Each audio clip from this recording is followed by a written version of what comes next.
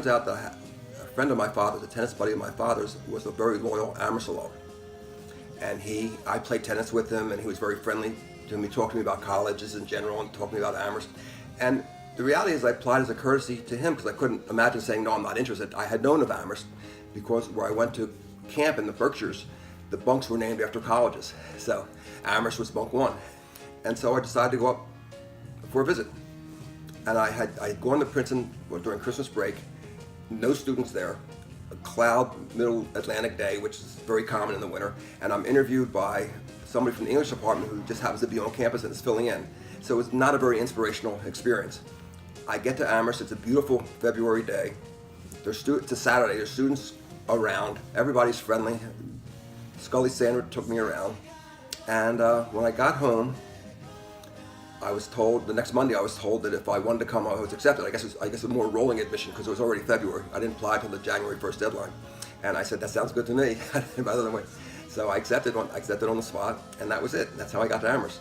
But there were certain things that attracted me to Amherst in general. One was sort of the egalitarian aspect of the school. No fraternities could be sectarian. Everybody paid the same room and board regardless of where you lived.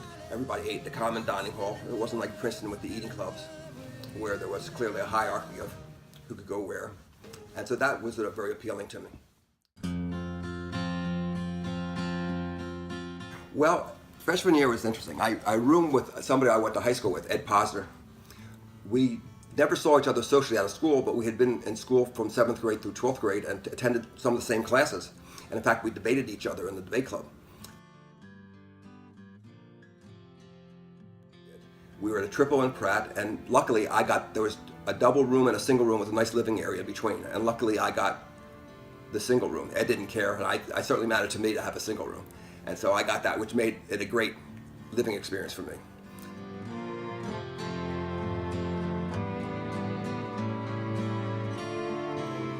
So we were sort of at the hub of the dorm, a lot of people around and in our rooms all the time. In fact, I have a 19-year-old daughter who's a second-year student at Wesleyan, and I torture her. I said, imagine 80 students and one telephone. Imagine what life was like in the prehistoric time.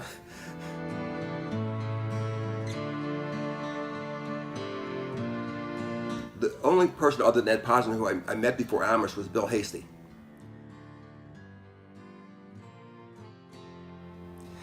There was a reception for incoming Amherst students at the Union League, which is this restricted club in Philadelphia that was founded in 1862 during the Civil War.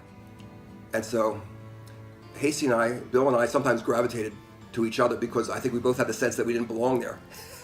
No Jews were members, no blacks were members, women were not members. In fact, women guests could not come above the first floor back then.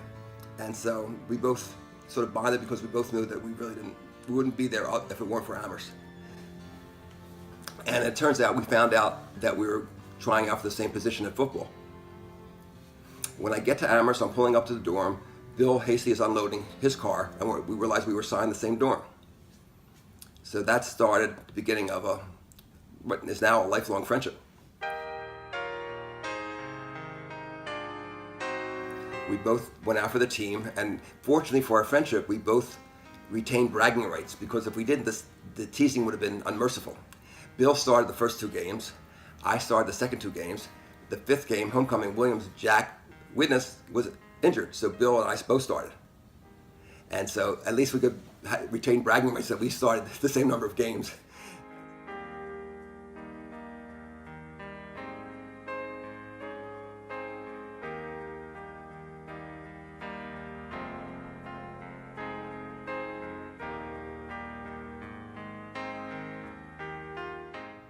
The rooming gods thought it would be a good idea to put Charlie Hodge in a room with Tony Kuda and Ron Scheckman, and it actually worked out extremely well, but it doesn't look like it would on the surface.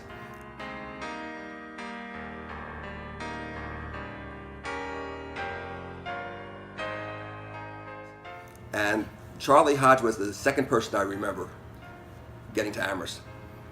We had our introductory lecture in Johnson Chapel that Professor Yost from the biology department gave. And at the end, he asked if there were any questions. The student says, Professor Yost, in the beginning of your presentation, you said, and he begins to quote chapter and verse of what Yost said. And Yost's eyes get wide, not believing that this is happening. And I'm sitting there, I'm saying, oh my God. And then he said, and later on, Professor Yost, I believe you contradicted yourself when you said, and he did the same thing again. And I'm saying, I don't belong here. I can't compete with this. And so I found out later it was Charlie Hodge. And he lived at the other end of the first floor of Pratt.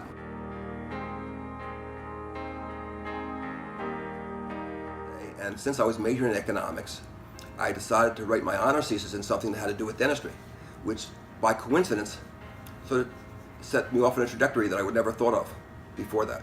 I wrote it on an economic analysis of preventive dentistry, which gave me a sort of a macroscopic view, a public health perspective. And it turns out that thesis was a 120-page thesis. That thesis ended up directing me in the direction I ultimately went in my career.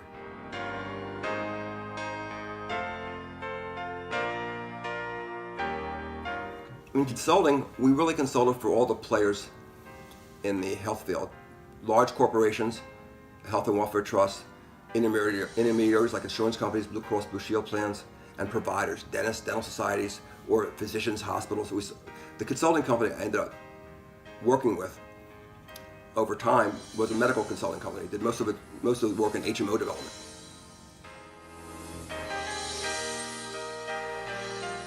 I never officially retired. I just stopped working. I sold my company actually twice. And in fact, the second time we were in binding arbitration, and because the company that bought us wasn't able to fulfill the commitments it made to us, and our choice was to live with it or take action. So we filed for arbitration, which was in our contract. And I went to Ed Posner, who's a litigator in Philadelphia now, and I said, Ed, would you represent us? And he said, why did you choose me?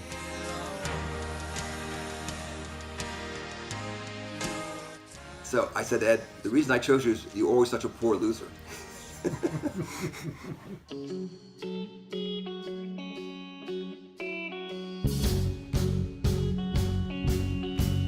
Imagine me and you, I do. I think about you day and night. It's only right. My wife died when my daughter was 15, and so I had been separated for 4 years, and I've been living with my daughter until she left for college last year. And she's the youngest. I have 3 kids. My son became a middle child at 21. So I have now 5 grandkids. Just very fortunate. Together.